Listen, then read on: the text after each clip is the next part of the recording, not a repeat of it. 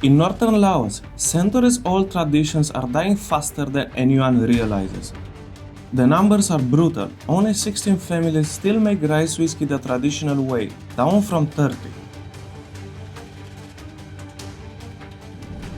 Just 5 families remain who know how to turn tree bark into paper.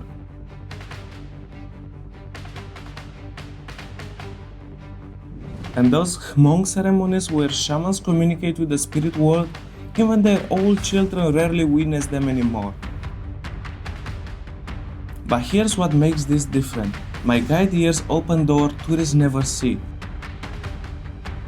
His own mother performed a soul-calling ritual for me. His cousin taught me to trap rats and hunt squirrels with muzzle-loading rifles. And yes, we ate everything we caught. We spent a night in the jungle feeding a fire to keep predators away, listening to footsteps circling our camp in complete darkness. And I drank 60% rice whiskey with scorpions preserved inside. 4 families led me into their world before this tradition disappeared completely. Are you ready for this? Let's go! Oh, and before we dive into this adventure, if you enjoy watching videos about people learning new crafts and skills around the world, please subscribe. It's completely free and it helps me a lot with YouTube algorithm. Now back to the story. Just checking out now from the hotel, and I'm going in a really nice adventure this time in Laos. So I'm waiting for my private guy who's picking me up and going to Luang Prabang tonight. And then he invited me to his ceremony, his tribe ceremony. It's called the Baci ceremony. So we're gonna find out more about that and what exactly it is. And then over the next 5 days, I'm gonna go around with him, and we're gonna go hunting in the jungle, sleeping there, and we're probably gonna eat what we're catching during the night. And we're gonna go fishing. We're gonna go to the whiskey village where they show us the whole process of like how they do the whiskey, and we're gonna have a nice lunchtime with the family who's doing this whiskey, and also to the Saa Paper, which you're gonna find out more about that. So I'm really excited about this, and I'm waiting for our guys here. Yes. Hi. Hey, how are you doing, man? Yeah. Hi, hello. How are you? Enough space? Yeah. Okay.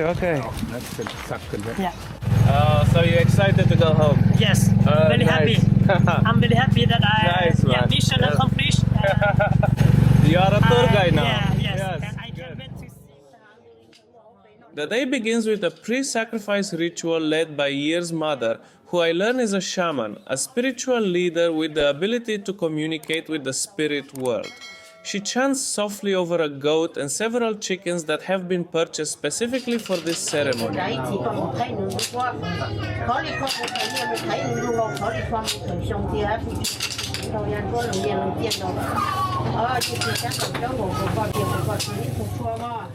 After the ritual, a couple of boys from the family take the goat outside, where they carefully tie his legs. As the sacrifice begins, family members place a container under the goat to collect his blood, because nothing goes to waste here. The fresh blood's gonna be used for cooking later, and yep, I'll be tasting it too. Meanwhile, the women of the family are taking care of the chickens, carefully burning and boiling them to remove the feathers.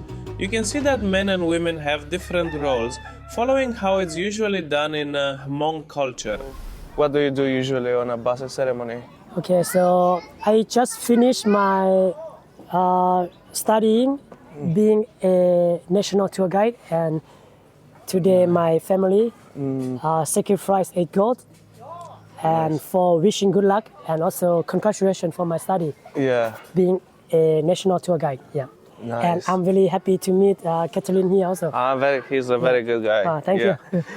And today you said you're gonna sing your instrument? Yeah. So now we are killing the goat already. And after killing goat, my cousins gonna tie me bracelet, wishing good luck. And then we will have food together. And then we have music, singing a song. Yes, Yeah, I'm like excited. karaoke song, yeah. Yes. But we sing in Hmong song and Lao song, no English. I know. The men are now pouring hot water over the goat and scraping away the hair. Any remaining hair is burned off with a torch. I'm fascinated by how efficient and skilled everyone is. This is clearly something they've done many times before.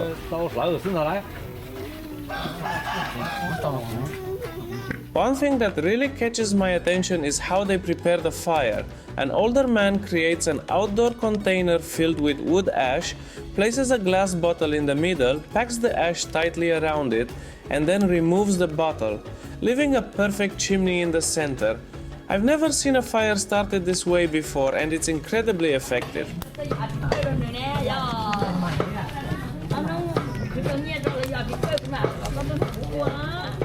The goat is placed directly on the fire, head first, to burn away any remaining hair.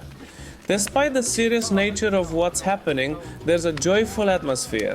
Children continue playing in the garden, some fascinated by my camera and phone, while adults chat and laugh as they work.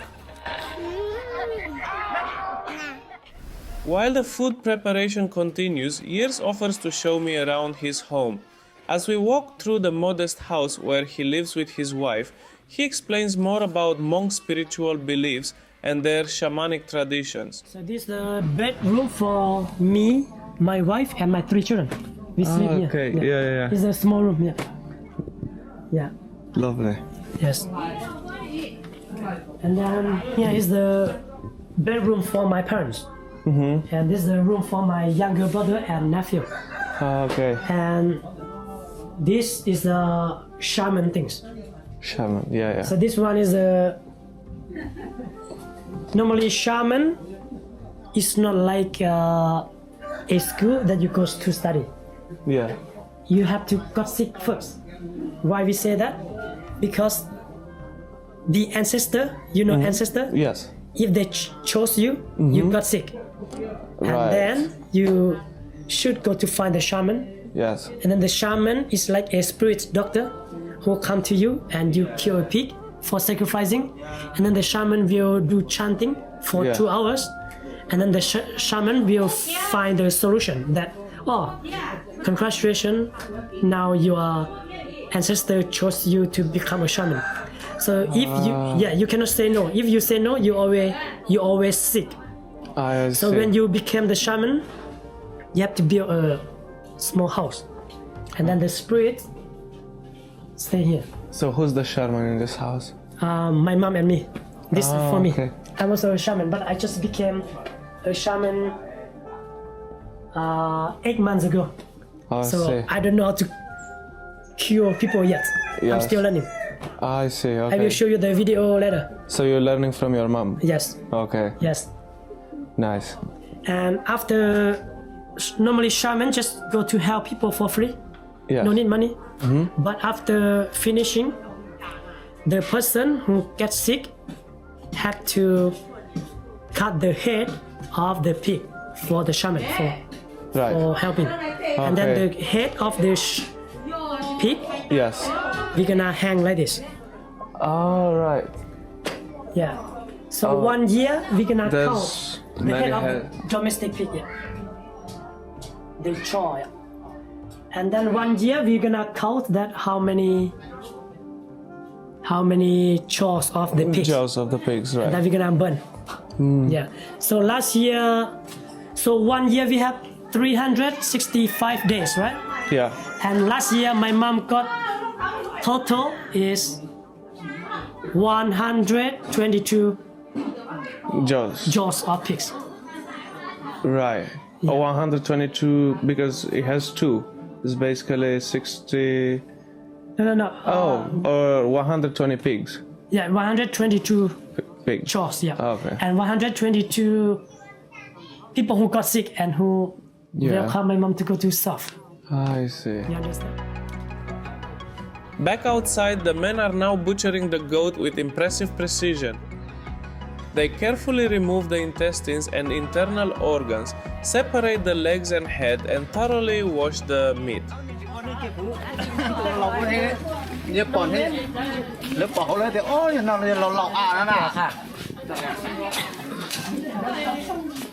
So I have 2 younger brothers now they are still learning English. So maybe Okay. soon you will ask them easy questions. Okay. And they, Who are your brothers? this one is the son of my uncle.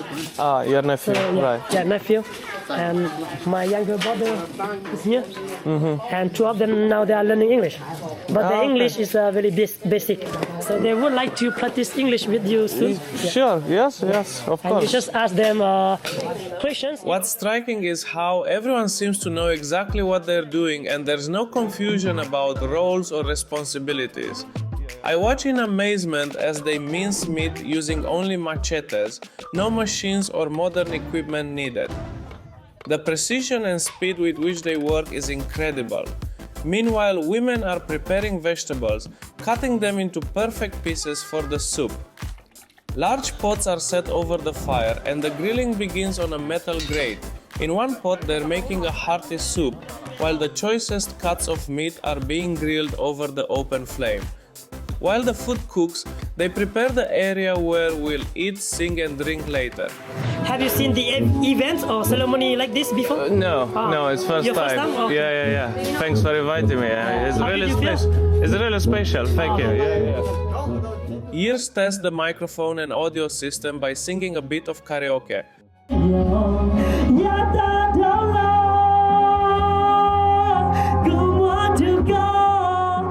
And I'm genuinely surprised by his beautiful voice. Hearing the song in Lao, it just sounds so beautiful and full of feeling. It gives me a little glimpse of the joy and excitement that's coming.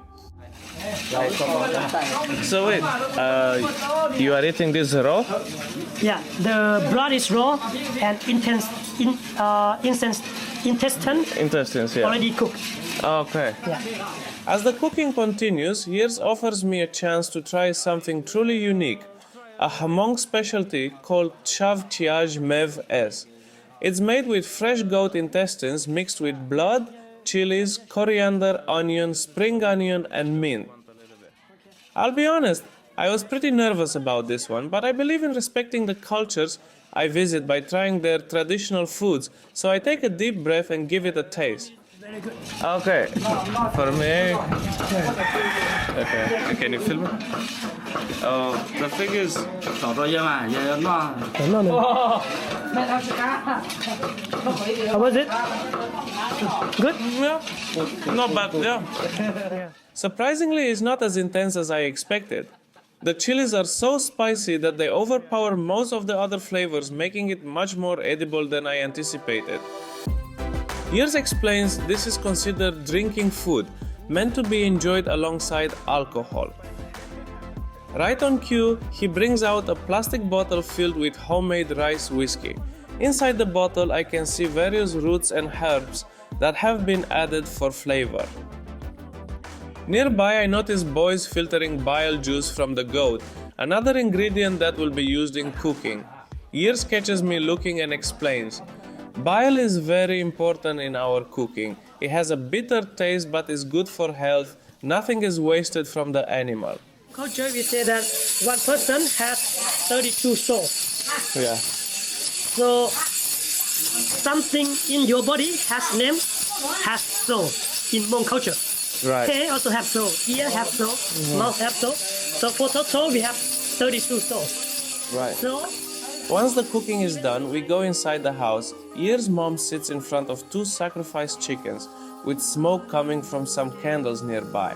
She starts to chant in a low voice. Years tells me she's calling back all 32 souls. In our belief, when something important happens, souls can become scattered or weakened. This ceremony brings them all back together and strengthens them. After the chanting, I'm offered another traditional dish, which is called lap, which consists of raw chopped meat, stomach, and herbs in a cooked sauce, combined with the bile juice I saw being filtered earlier. Tell me, what is it? in Lao we call lap. Lap. Yeah, L-A-P. Lap means chopping meat. Chopping meat, right? Yeah, and also still raw. Is it raw? Yeah, raw meat? Yeah, raw. But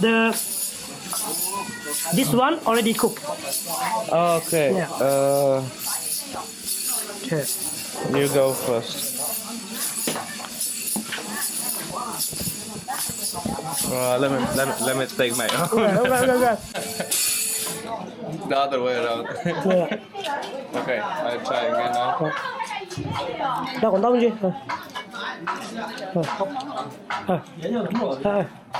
Cú ra bơi canh lỡ tổ đến bơi canh nói vậy không đâu có nữa đâu. It's not as bad. Good. Yeah. Like it? You scared me when I said the raw meat, but now it's okay. It's okay, right? The texture is chewy and there's a distinctive bitter note from the bile, but it's surprisingly complex and flavorful. We then move to another room for what Years tells me is the final stage of the ceremony. He sits next to his wife and in a touching moment their hands are tied together with white strings, a physical representation of binding their souls and good fortune together. Family members approach with a pot containing the 2 sacrificed chickens and give gifts, usually money, as offerings for good luck.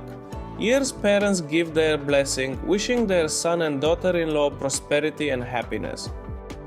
One by one, everyone in the room approaches the couple to tie a string around their wrists. Years explains that these strings represent good wishes and are meant to keep the soul safely bound to the body. They should remain on the wrist for at least 3 days to ensure the soul stays secure. I really felt something being part of the ceremony, not just standing off to the side, but actually involved. I travel for moments like this, where I get to connect with people and experience their traditions firsthand. Finally, it's time for the feast. We head outside where all the food has been prepared. The atmosphere is festive and joyful, a perfect end to the meaningful ceremonies we've just experienced. Wishing good luck. Using bracelet to tie me is already finished. So now we're just waiting for the food. The food is already good for eating, and then we're eating, and then singing a song, drinking, and then finish. Yes, good, And then drunk. And then drunk and sleeping. Sleeping.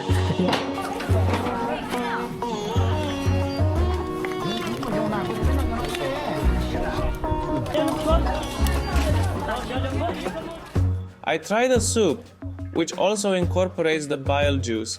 The bitter notes of the bile are balanced by the rich, savory broth and tender meat. I'm also handed a beer lao, which Years proudly tells me is the best beer in Southeast Asia. After a sip, I have to agree, it's crisp, refreshing and the perfect accompaniment to the spicy food. We naturally split into 3 groups: young people, including Years and myself, at one table, women with toddlers at another, and men at a third. A live musician joins the festivities, playing a keyboard synthesizer as people take turns singing karaoke.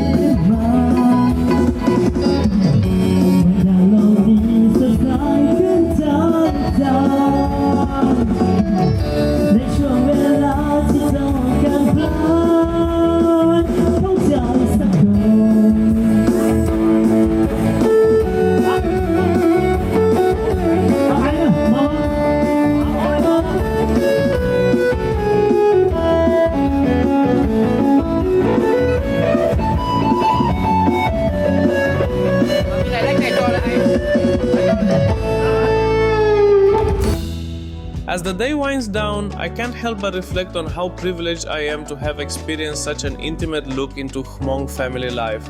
From witnessing ancient rituals to participating in food preparation to joining in celebration, this has been one of the most authentic cultural experiences of my life. Morning, here we are on another beautiful day. Seems sunny today, and this time we are going to the jungle, to a village called Kukacham. And from there we're gonna meet his 2 cousins and we're gonna go in the jungle. We're gonna look to do some hunting, maybe small animals, do some trappings as well, and then we're gonna cook what we eat in the jungle. And tomorrow is a fishing day, so we will try to catch some fish as well before going back home. So seems like a day full of adventures ahead. So join us in the adventure, and yeah, see you in a bit. The adventure starts with a brutal 2-hour motorcycle ride from Luang Prabang to Kyu Kacham village. The first part is beautiful, but the final stretch destroys you. Broken roads, massive potholes, and sections where the path disappears completely. When we arrive, Year's cousins Teng and Tor welcome us despite the language barrier. They show us their simple home where they store rice and sleep, and then we share rice whiskey in their garden while planning our hunt. These aren't weekend warriors. Hunting feeds their 6 children when the market is too far and too expensive. Okay, so we just arrived at Year's cousins village. They are a big family. Hello to everyone. They have many children, and now we're having a small rice whiskey shot. This is for good luck. Based on their tradition here, we had no, that was actually me who proposed this. Okay, I'm gonna drink first. So yes, so we're gonna go in the jungle in a couple of minutes, and we're having a small shot, and then we're sleeping in the jungle. We are going to hunt, and we don't have a shelter in the jungle, so it's going to be a new experience for me as well. Probably very exciting. I am looking forward to it, and on the way to the jungle. And as you can see, the road is not that great, so it will take some time to get there, but we will make it. After 30 minutes, we ride another hour to their rice fields, where the real education begins.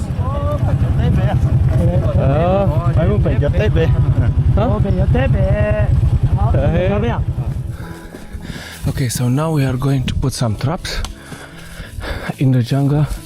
So his cousin, my friend cousin, he knows exactly where to go and how to set up the traps, and I will ask him to explain exactly the process. It's not an easy terrain, as you can see. Whew. Teng sharpens a bamboo stick with his machete to dig holes for trap placement.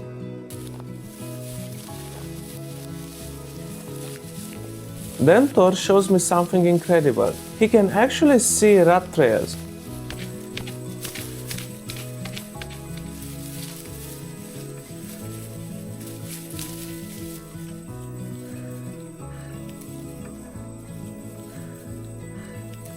I'm staring at empty harvested fields, but he points to tiny piles of rice husks where rats had eaten individual grains, leaving evidence like breadcrumbs.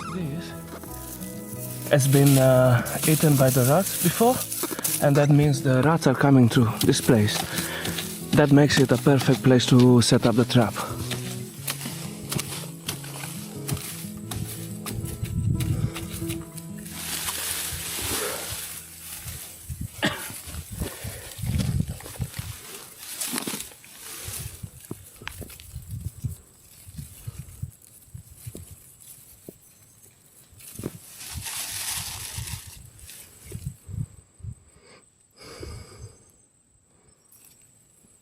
The bite is sticky rice mixed with instant noodles, and when Thor demonstrates the trap mechanism, I start laughing. It's literally the spring and load trap from Tom and Jerry cartoons.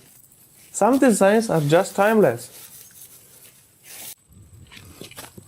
Yeah, and now it's covering the trap so the rats won't see the trap. And afterwards, as you can see, it's coming with a small rope, and the rope is tying it by this roots of the trees. The reason is sometimes the rats are not very well trapped, and they run with the trap. My friend cousin is showing how the trap works, so please take a look.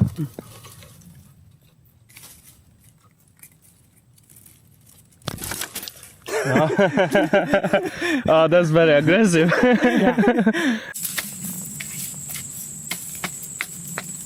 Good. No? Enough? After watching him set several traps, he hands me one to try.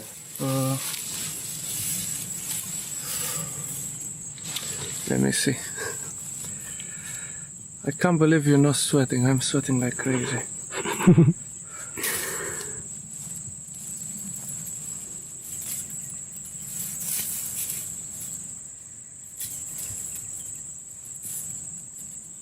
Yeah, that's good. Be careful your hand.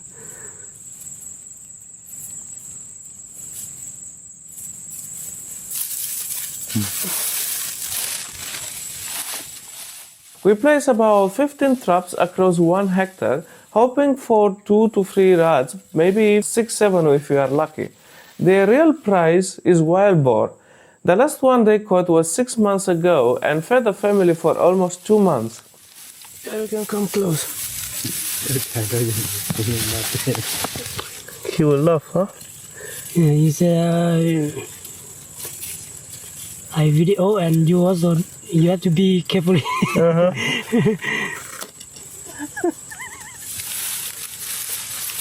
Man, it's not easy. It's not easy. No. Good now, you have to tie it. Yeah.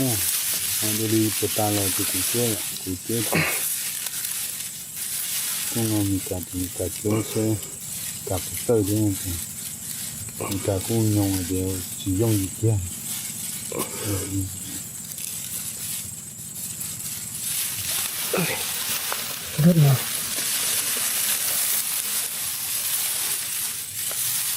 Yeah. You just need practice, but you know, first one wasn't that bad. But I'm quite sure tomorrow or tonight we're gonna eat rat meat, so I'm looking forward to it.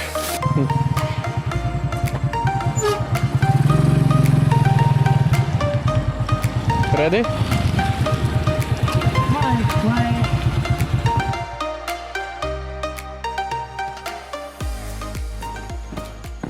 Oh, it's just gorgeous here.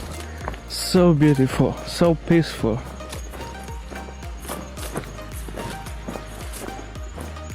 We leave Thor to guard our motorcycles and head deep into the jungle territory with tent. Alright, so one of the cousins left with the bikes to take care of the bikes, and he's also going to do some fishing in the morning. And we are going into the jungle and start hunting in, I don't know, in an hour or two when it gets darker.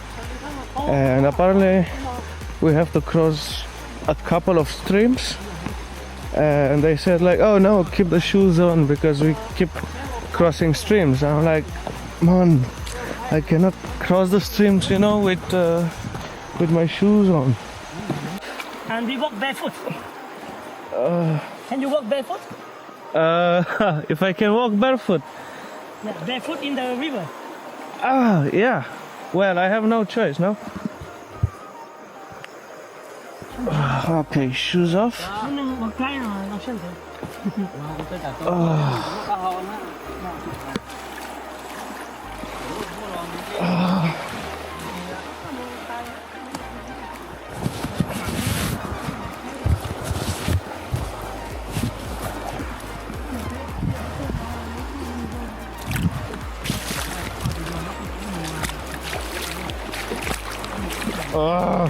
After crossing a freezing stream barefoot, I'm struck by the complete silence. Just birds and flowing water in landscape so green it hurts your eyes.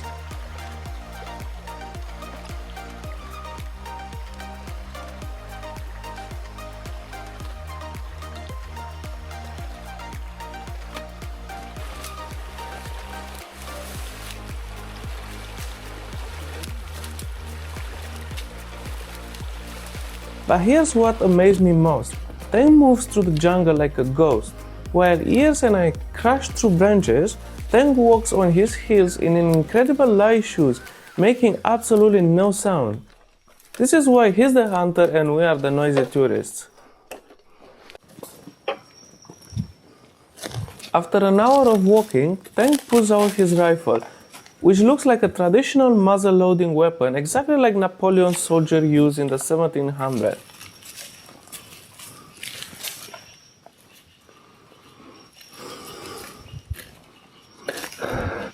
I think it's better to stay behind, not to make noise.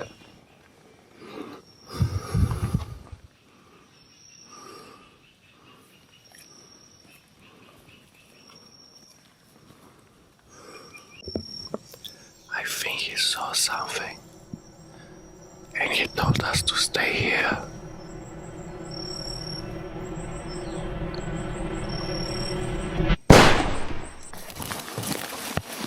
First, what is it? It's a squirrel, right? So it's a squirrel, right? Then boom! The sound is absolutely deafening in the jungle silence. I literally jump as my heart starts racing, but Teng actually hits a squirrel from a significant distance with this ancient weapon. The reloading process is fascinating and takes several minutes every time.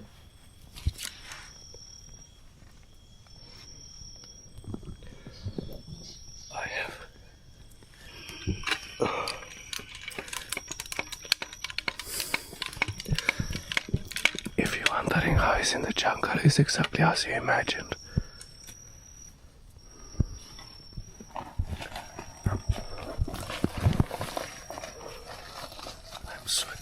I'm sweating like crazy.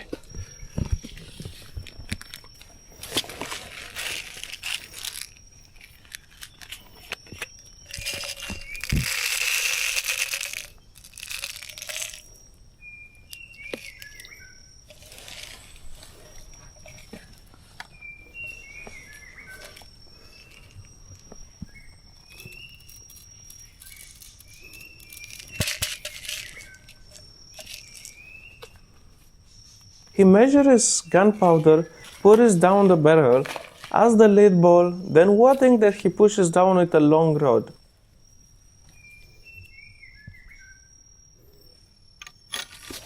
Every movement is methodical because you only get one shot and he has to count.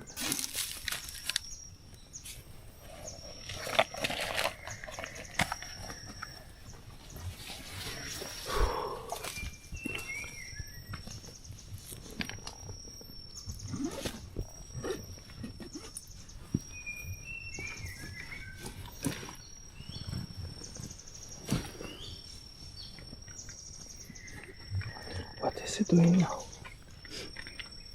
Preparing the next. Okay, so he's preparing the next shot. In the meantime, we will get the headlamps and we'll put them on.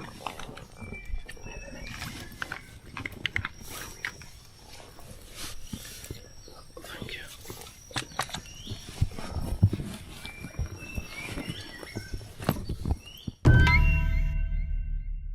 Chắc là chứ đi mình chúng ta trở tới đa đổ á. Cái chính trẻ Chúng chị áo có sao? chỉ cũng đó nó phải trên này Thì đó xem đây. As darkness falls, we build a fire and prepare for the longest night of my life. We are sleeping directly on the jungle floor with no shelter. Just fire between us and wherever's in the darkness.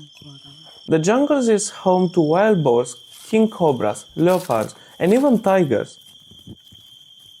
Teng goes hunting alone in the jungle because Ias and I are way too loud. So I'm stuck keeping the fire all night, listening to every little sound in the darkness around us. Tôi chưa. Nhiều trò nó sẽ chia bao bờ lại ạ. nhiều là nhớ gì nó cho bắt tay Chia ạ.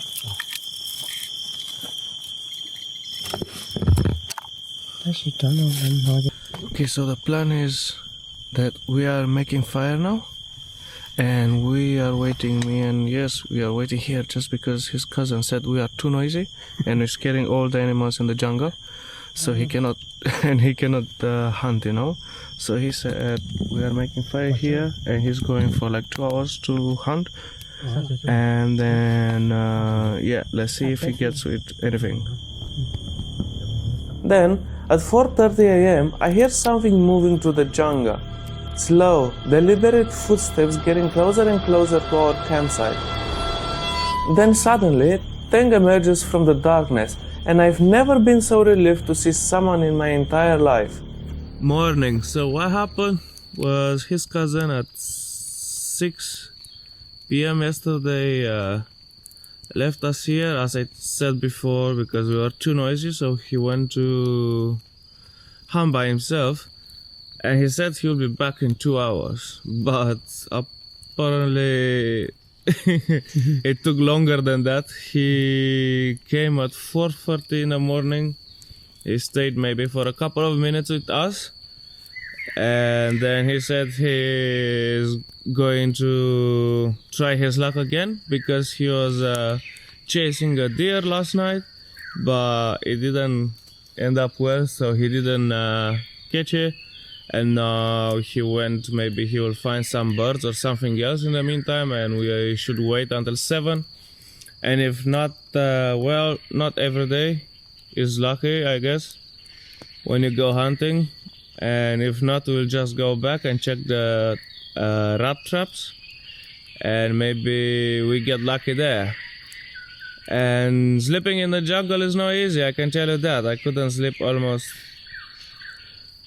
no more than like 1 hour in total, because there's a lot of noise and you wake up for everything, and it's definitely not comfortable, right? Yes. Nah, for you slept quiet.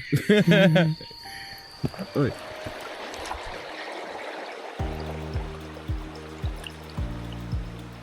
Morning brings magic. The entire jungle is covered in fog, creating this supernatural atmosphere, while hills disappear into mist. Mẹ là hài này à? Cho nên phụ non cho thế phụ hài thế bé cho có gì hài là tôi dặn đi để có chip bao lù, để chip bao lù cho nên tôi ăn chơi đó. Em biết lù, biết tê rồi thế, ôi nói rồi, cho nên tôi ăn chơi đó là. biết tê ra chẳng à À chỉ biết tê tôi ăn chơi đó là. Yeah, he's going to grill one bird and one rat, and make the pumpkin soup for breakfast with, I think, 3 small fish and also chili. Oh, he fished it yesterday. Yeah. And he said that, oh, this river doesn't have much of. No, cái điều chỉ tông nó chẳng ngâm chế đâu chả Teng prepares the squirrel by burning off hair with fire, cleaning with stick, washing in stream water, and grilling, using nothing but natural materials. Thor has found pumpkin flowers and baby pumpkins, boiling them in stream water with salt and chilies over an open fire.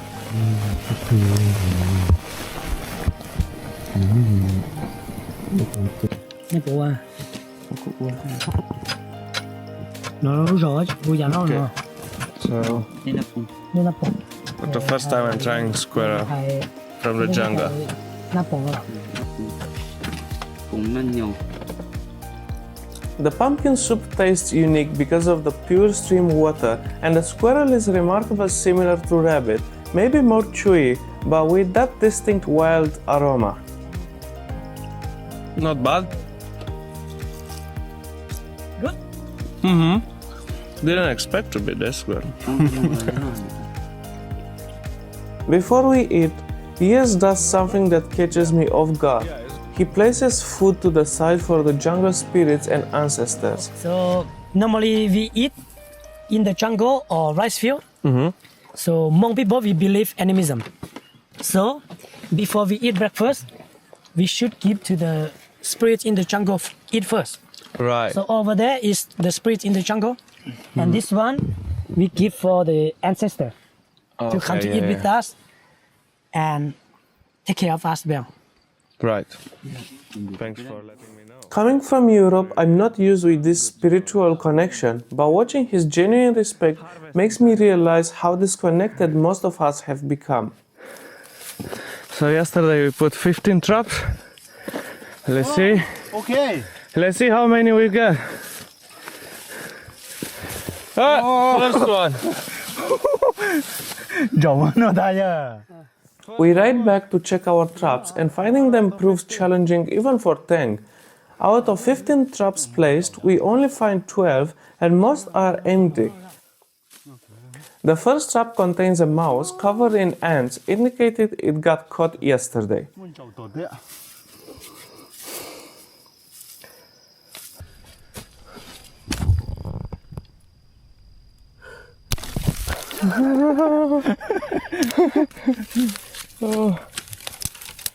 We end up with just 3 rats total. Not exactly a feast, but enough to contribute to the family meal. Teng says he will find the missing traps when rice season returns.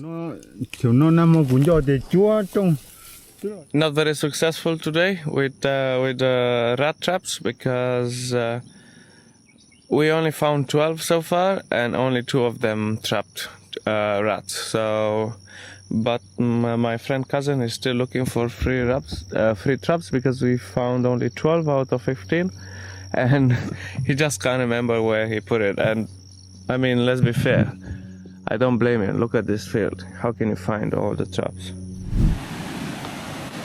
Not giving up, we head to a river where Ias demonstrates traditional Hmong fishing with nets and diving masks. So this we call, how to say that? It's like a snorkeling mask, something like that. Yeah, the glass mask. Yeah. So we can see the fish in the river clearly.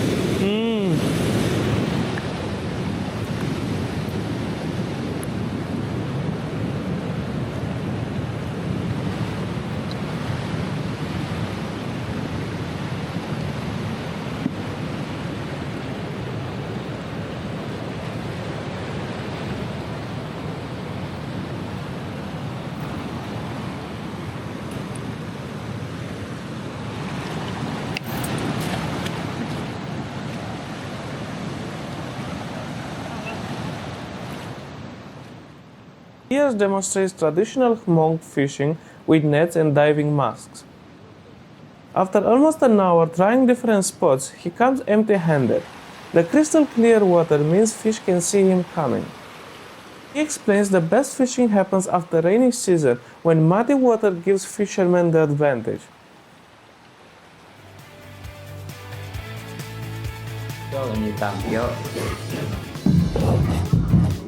Nice. So, hey, thank you for this day. It was nice. You can translate, please. It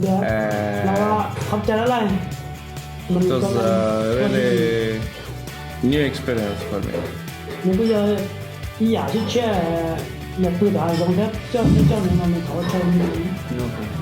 Thank you. So this is it, guys. The hunting wasn't very successful, I guess.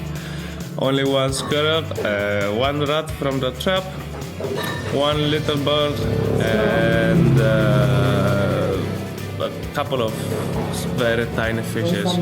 But it's not about of what, because I didn't come here for the prey itself, but for the experience to stay with the Hmong tribe in the jungle and on their lands. And I learned a lot about their history and their culture, and I'm really grateful for this. So I'll see you next time. Thanks for coming along. Today I'm with my friend, so we're going to Baci. How is it called? Ban Shanghai.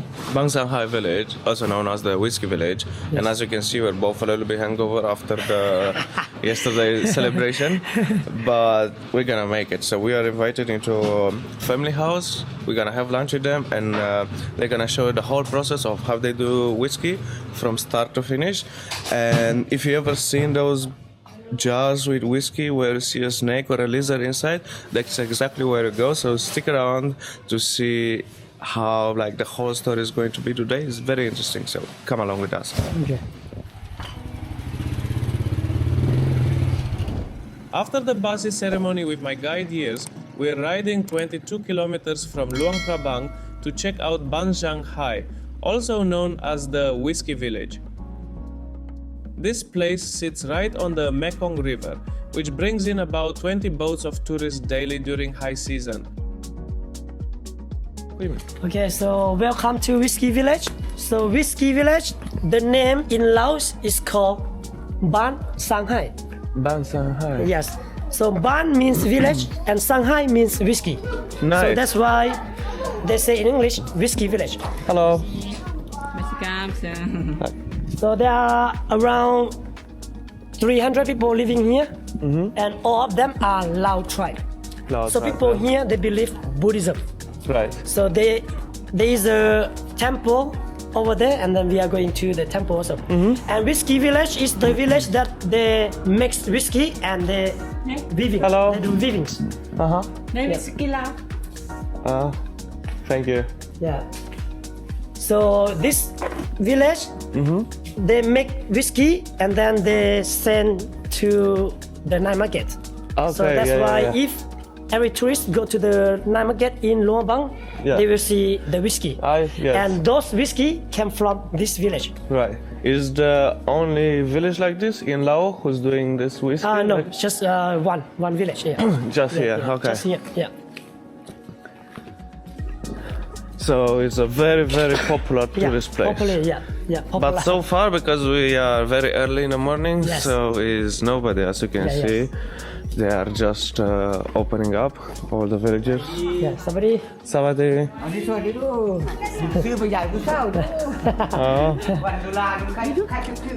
No, thank you. This is a bomb for smoking. Oh, Bomb for smoking. bomb for smoking, yeah. Yes. Very traditional. And this is the temple, right? Yeah, temple.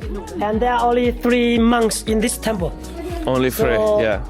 In the morning, if we come early, like 5:30 or nearly 6, many people will come to this temple to giving alms for the monk. Yeah.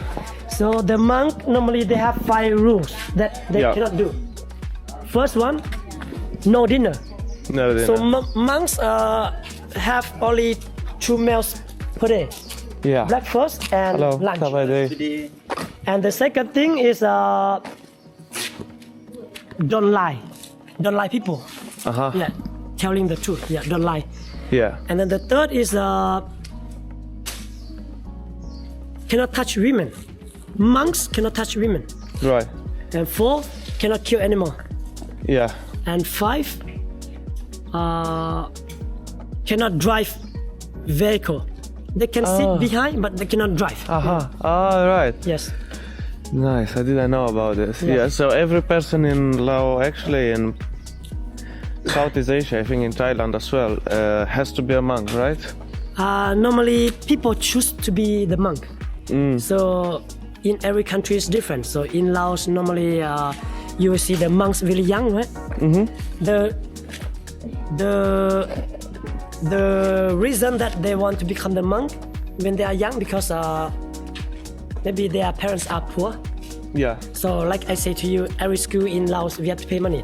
So Yeah. if you become the monk, you go to school for free. Ah, right. Okay. And the second thing, important thing is their parents want to send their son to be the monk because they want their son to be a good person. Yeah. Because when they are the monk, they just teach how to be a good person. Right. Yeah.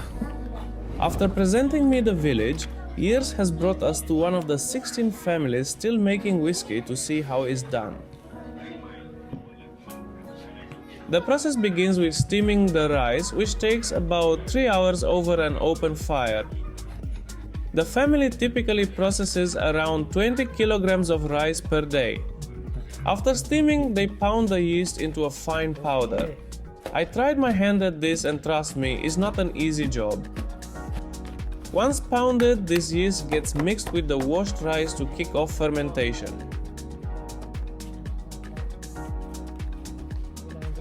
They prefer white over red rice. According to our host, white rice produces a stronger spirit, and strength is definitely what this whiskey is known for. The rice mixture is then transferred to large clay jars. For standard 15% alcohol, the rice ferments for about a week. But for the stronger stuff, the 50% whiskey that tourists typically buy, it needs to ferment for up to 3 weeks.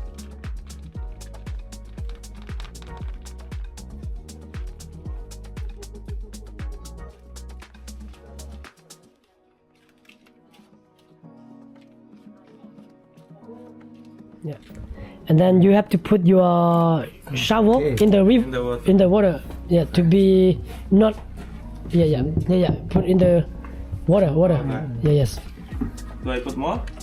He said that something like that. So he said that enough for now. Yeah, so the process So the process is as follows. So it's been boiling for like 3 hours so far, and he needs to wash it very well with water and then mix it with yeast and keep it in the jar. Keep it in the jar for a week or so.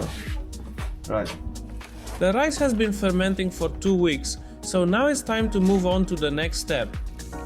We start by lighting the fire, then pour the fermented rice into the barrel to get things going.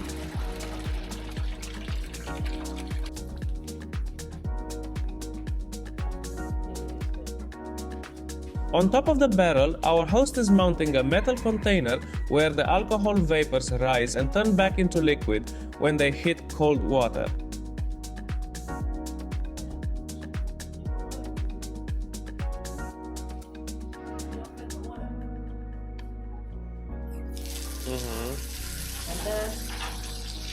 To keep this water constantly cold, there's a clever system. A pipe carries away the hot water while fresh cold water keeps flowing in. That small pipe coming off the barrel is where our fresh rice whiskey slowly drips out. It takes about 2 hours after we light the fire for the first drops to show up, and then a few more hours until it's fully done. While we're waiting for the whiskey to drip out, Years shows me our host's a collection of bottles. This whiskey, Yeah, sabay de. why the color is red? Because it's made of red sticky rice. Okay, yeah. And then the alcohol, 15%. 15, of yeah. alcohol. Okay. So now I and Kathleen, we're gonna Try. Cheers. Okay. okay. Let me. Okay. I'm gonna. I'm talk with you. Tam chop. Okay. Tam chok. Okay. Tam chop. Tam chok in Lao. Cheers. Cheers. Yeah, in English. Cheers. Cheers. How was it? Has a very powerful, strong Yeah. taste. Yeah. Like, I can feel it has like a very winey taste, I would Yeah. say. Yeah. Many tourists say that it tastes like a wine. Like wine, yeah. Okay, the second one. Why this color? Because it's made of white sticky rice. Right, yeah. And the alcohol also 15% of alcohol. Okay. We have tried the first one already, so now we're gonna try the second one. Yeah, let's do that. Okay, let me set the camera here. Okay. Now is the whiskey o'clock. Tam chok. Thumbs up. So say again, how strong is this? 15. 1-5. Again? Yeah, also, same, okay. same, yeah, same. Okay. 15.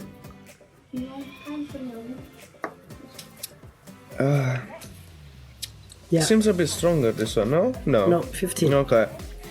And then the last one, The 50. last... Oh, 50. my God. The last one. Similar like yesterday you drank in my house. Okay, this is...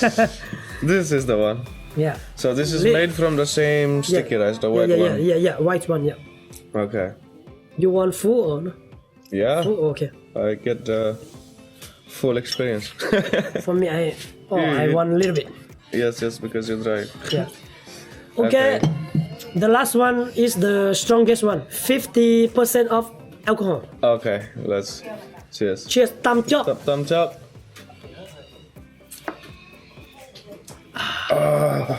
Oh my God. Oh. In Laos we don't say oh my God, we say oh my Buddha because we believe Buddha. Yeah. Oh my Is Buddha. this a joke, right? It's a joke. Okay, yeah. Oh my God. Oh my Buddha. Okay, And let's in go. Hmong we say a joke. Oh my shaman. Yeah. I Yeah. need to drink water. Wow.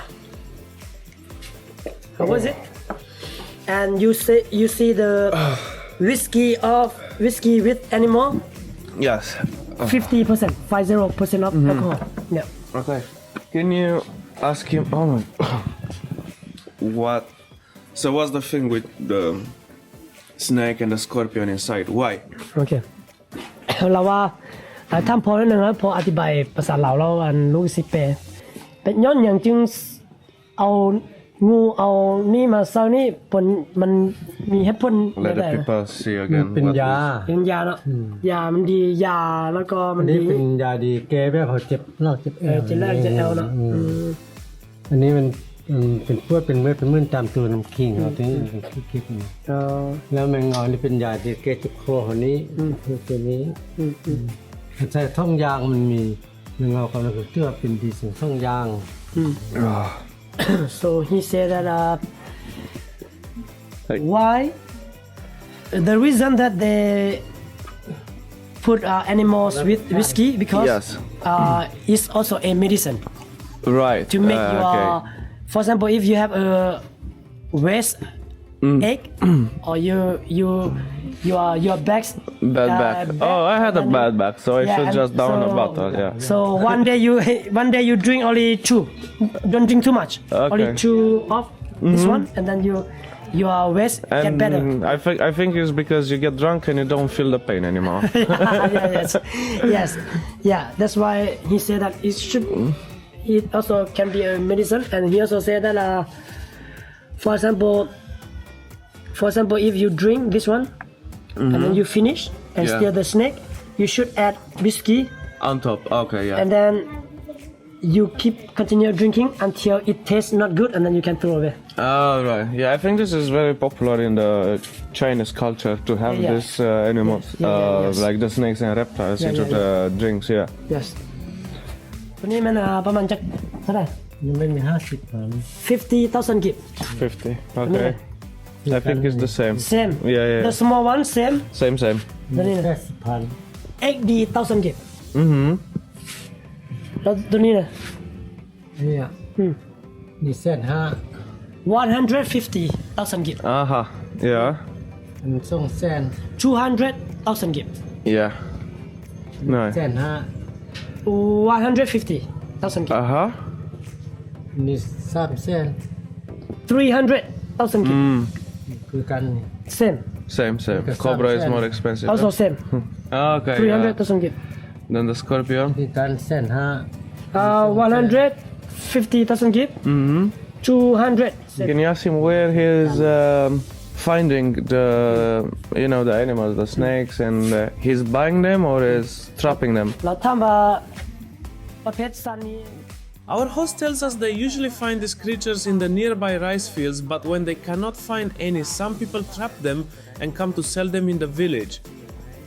These bottles contain scorpions, snakes, and other creatures.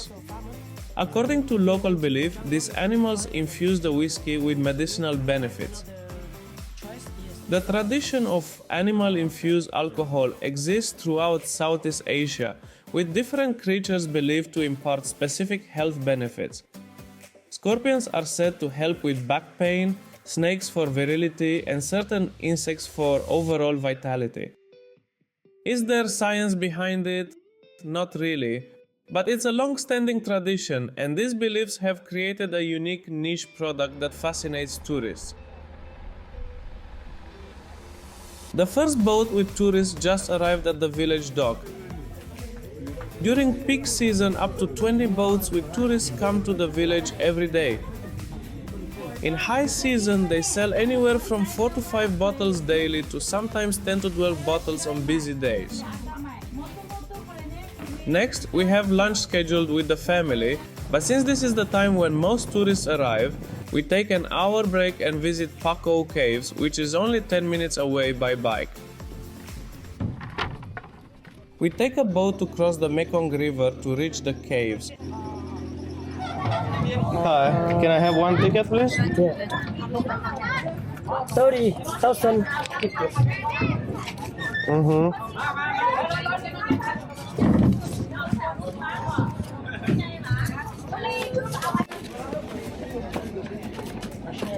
So welcome to Pago Cave. So this cave, there are 2 caves. So this one we call lower cave, and then upper cave. From here to upper cave, you take 10 minutes, around 10 minutes for walking, and there are over 2,500 Buddhas here, and upper cave 1,500 Buddhas. Right. So for total is 4,000. Yeah. Right. So this cave, the king of Laos, Phang found this cave since 13th century. So the king of Laos said that, oh, this is a holy place for Buddhism. That's why he brought many Buddhas here. So here, tourists cannot touch the Buddha. So do not touch the Buddha. It's not allowed here. Okay. And this one is the things that a lot of people like wishing good. They want to do luck. Like for example, if you kneel down until it fell one, and then you look at the number. For example, 6. So you have to pick up the number 6. But I want to say that don't do is better because these peppers have bad luck and also good luck. So for example, if you take the bad luck and you read, you are not happy. So believe yourself is better. Yeah, absolutely. I took one before, and they say that I will become a person who work for the government. But it's not right. And you put it back, yeah? Yeah, no. Just read it. Yeah, and normally we have more than 100 postures of Buddhas. But the main of posture is Monday Buddha until Sunday Buddha. So each pose has meaning. Right. So the Buddha posture do like this means stop fighting. Right. Stop fighting or being peaceful. It's Monday Buddha. Tuesday Buddha is do like this. Lie down. Like this, yeah. Means last day of the Buddha. Like Buddha died, last day of Buddha. And then the Wednesday Buddha is collecting arms. Maybe that one? Collecting arms, yes. Yeah. And then Thursday Buddha is meditation. No, yeah. I guess this one? Yeah, meditation. And then Friday Buddha is do this, means being patient and tolerance for others. Yeah. And then Saturday Buddha is this one. When Have is Nagas. Nagas taking care of the Buddha. Because Naga wanted to become the monk, like I already explained to you. That's why Naga protect the Buddha, because when it's raining heavy. And then Sunday Buddha do like this. Means to think deeply. Double deeply, frame. yeah. Is it this one? No. No. Like this. Stand up and do like okay, this. right. So, like this. Sunday. This is what most visitors do. Stop by Paku Caves, hop on a boat, snap a few photos, but I had something different waiting for me back in the village. So we are back at the village after our quick tour at the cave, and as you can see now, we're getting the rice whiskey right now. So it started about 2 hours before, and he asked me to try one. So I'm gonna have 1 little shot now while it's still hot, and let's see how it is.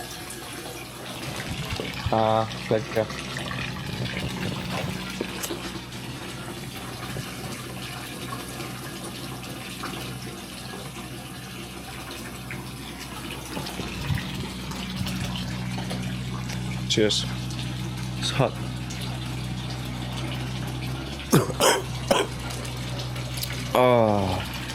It's strong. Strong, right? 50%.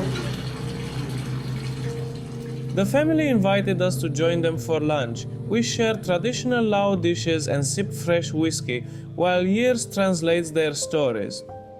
This family has 7 children, all of whom know how to make whiskey. However, all their children now work in the city. The mother seemed happy about this, explaining that whiskey production is hard work with modest returns. The village has changed a lot, she told us. Once focused on serving local Lao consumers, Ban Giang Hai now welcomes 200 to 300 tourists daily during high season. While this tourism has boosted the local economy, it's not enough to keep everyone in the business. Of the original 30 families producing whiskey, only 16 continue today. With rice priced at 20,000 kip a kilo, there's barely any profit to be made. To supplement their income, they farm rice seasonally and produce woven scarves and clothing. A scarf takes just 2 to 3 days to make compared to weeks for whiskey, making weaving slightly more profitable, though whiskey remains their best-selling product. Good morning, good morning. Good morning. We are in Luang Prabang again, and it's about 6:30 in the morning, and we are going to the Saa Paper Center today, and they will show us the whole process from start to finish of how they create this amazing product, which is pretty much sold everywhere in Southeast Asia. But since it's a little bit morning, and they only open the shop at about 8 a.m., which is in 1 hour. We're gonna go for a morning walk in the morning market. Maybe we have breakfast, and then we'll see if we can have a little chat with the locals who are selling their products there. As you can see, people are waking up very early in Laos. They usually, for example, my friend's wife is waking up at 1:30 a.m. It's crazy. Yeah, look how busy it is in the morning. Before we get to the paper making, Yers and I hit up the morning market in Luang Prabang. This place is wild. It's only open from 6 to 9 a.m. and it's split into 2 sections. You've got your normal food market with vegetables and fruits, then you've got the live market. And when I say live market, I mean rats, snakes, wild birds, insects, some of them still moving around, fresh fish straight from the Mekong River. And those basically anything that walks, crawls or swims in this part of Laos ends up here. For us it's shocking, for locals it's just Tuesday morning breakfast shopping. We grab some local food and eat like the locals do. Yers explains what we're eating because honestly I have no clue half the time. By the way, if you're into these kinds of real cultural experiences, hit that subscribe button, we've got more coming. Okay, so now we are having breakfast at the morning market. So Nice. today we have khao soy. Khao soy, because in Luang Prabang we have 4 different of names of the noodle soup. So we have khao pun, pho, khao piak, and khao soy. Right. So we take the khao soy one. Very delicious. Is this your favorite? Yeah, yes, my favorite. Nice. Yeah. After breakfast, we hop on a bike and head out to meet some paper makers. เห็นได้ก่อนดังไฟเอาอันก่อนนะ so let I show you เริ่มเลยปะ เริ่มเร็วso this is the mulberry tree that I show you Yeah. and after that they will cut make a skin like that and then she will show you the first process. 20 minutes outside town, we pull up to this family workshop. It looks like any other house, but inside they're doing something most of the world has forgotten how to do. Stick with me until the end to see how much effort goes into each handmade product, from the paper making to the final decorations, and why it's hard to put a price tag on something so unique. We meet Tui, who's worked here for 10 years. She knows everything about making Saa paper, and I mean everything. So here's what I learned. You can make Saa paper from 3 things: mulberry tree bark, elephant dung, or banana leaves. Yeah, you've heard well, elephant waste. But the best quality comes from mulberry bark, which is what they use here. There's a problem though, you can only harvest mulberry trees once a year between September and December. A 1-year-old tree gives you 2 kilograms of bark. 2 years old gets you 4 kilograms. The older the tree, the more bark you get. Since we're here in the off-season, they are working with bark they dried and stored from last year's harvest. This the first day. First day they boil, Yeah. and then the second day they boil in this place, and it will change the color to be white color. Right. Yeah. Alright, so the first thing Tui does is start a fire outside She's got these big metal pots where the mulberry bark has been soaking and boiling for a full day. สร้างกินอ้อยกินกล้วยเนาะ ก็คิดเท่ากันนี่คิดเท่ากับคนนี้ คิดเอาดิ She moves the bark to a bigger pot and adds wood ash, not just any ash, but from tamarind trees. This turns the bark white and makes it softer. She says any ash works, but tamarind is better. And why? Because that's how her family has always done it. She only does this once a week and prepares about 10 kilograms at a time, and it makes sense when you see how much work it is. After the second round of boiling, she dumps everything in cold water to cool it down. Then comes the fun part, beating the hell out of it with a hammer for 15 minutes. This breaks down all the fibers. Because if you don't pound, it cannot be like the pepper. Pepper, yeah. Now here's where it gets cool. She takes this mushy bark pulp and spreads it on this wooden frame with a mesh screen.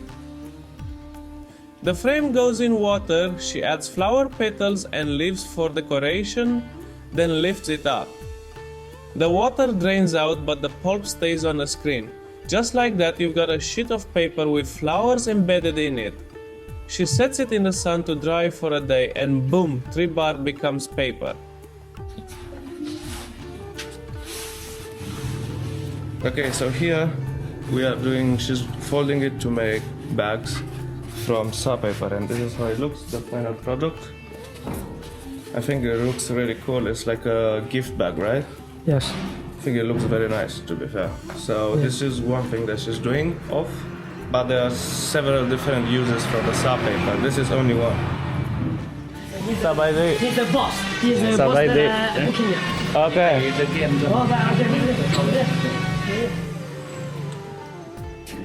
Making the paper is just step one. Now Tui shows us how to turn it into actual products. First up, shopping bags. She cuts the paper in half, folds the bottom, puts on some glue and sticks it together. These bags can hold 2 kilograms and last 2 to 3 years if you keep them dry. Plus they are completely biodegradable. Pretty smart.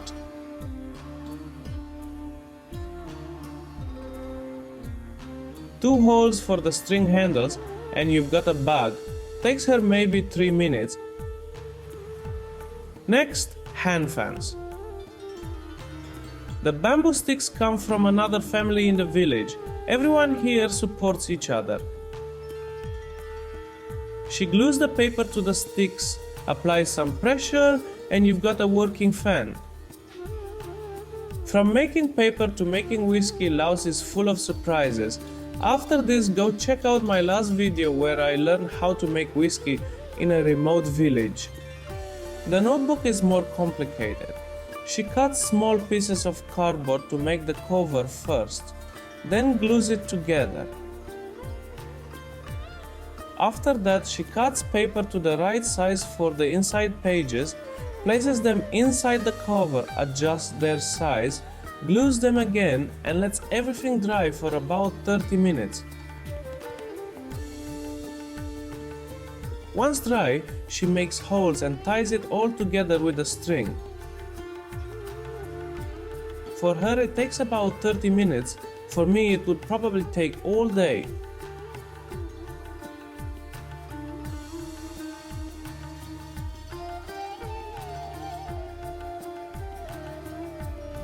So as you can see, nothing is left here.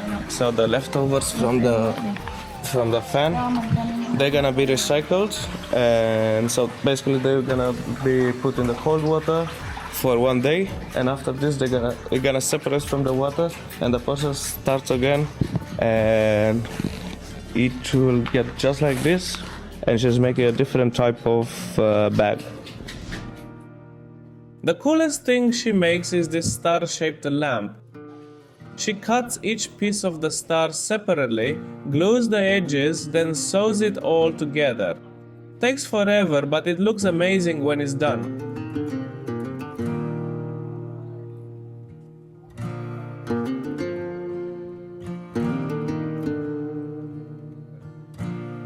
During lunch, I started asking questions about the business side of things. This family has 8 employees, but they're looking for more workers. Problem is, nobody wants the job. They work 8-hour days with only 4 days off per month and make about $140 a month. They get 60 to 70 tourists a day, which sounds good until you realize there are 4 other paper shops in this same village. Everyone's fighting over the same small pie. The real money comes from bulk orders. They sell at night markets in Luang Prabang, Vang Vieng, and Vientiane. December and January are their best months because everyone wants those painted tree decorations for Christmas. The owner has 3 kids. The oldest is 15. Like a lot of traditional businesses, they're hoping the next generation will want to keep it going. Here's what blew my mind about the prices. A hand fan that takes skill and quality materials? $3. A notebook? $5. A custom painting that takes the owner 2 full days to complete? $60. I mean, I get it. This is rural Laos, not New York, but when you see the work that goes into this stuff, those prices seem crazy low. Elephant dung pepper. Oh, there. Banana pepper. She's gonna show you. Oh, this is darker. Okay. Banana pepper. So this is darker because she wants it like this, or is because of the banana? ตัวนี้เป็นยังมันสีดำเพราะว่าต้นมันมาจากต้นกล้วยหรือว่า ต้นกล้วยธรรมชาติอันนั้น So this color is the natural color from the banana. อันนี้เป็นธรรมชาติเนาะอันนี้เขาโยมสี And this one they painting. Okay, yeah. โยมสีสีเหลืองสียัง And the green color and yellow color they painting. And this one is Okay. the natural one. Natural, right. Toy tells me the basic process hasn't changed, but everything else has. 20 years ago, they only sold here at the workshop. Now they deliver all over the region. They used to use sticky rice as glue. Now they use regular glue, but that's about the only modern thing in the whole process. When you buy something here, you're not just supporting this family. You're supporting the bamboo stick makers, the mulberry farmers, the whole network of people who make this possible. But here's what really gets me. When places like this close down, we lose more than jobs. We lose knowledge that took generations to develop. You can't just Google how to make perfect paper. You have to learn it from someone who learned it from someone else, going back decades.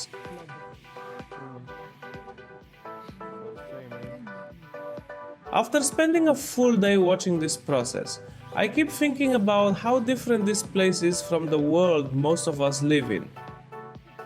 Here, they measure success in sheets per day, not millions per quarter. Quality comes from experience, not quality control systems. They think in generations, not next week's deadline. That's something worth thinking about. In our race toward whatever's next, maybe we should stop sometimes and learn from people who've spent their lives mastering something timeless.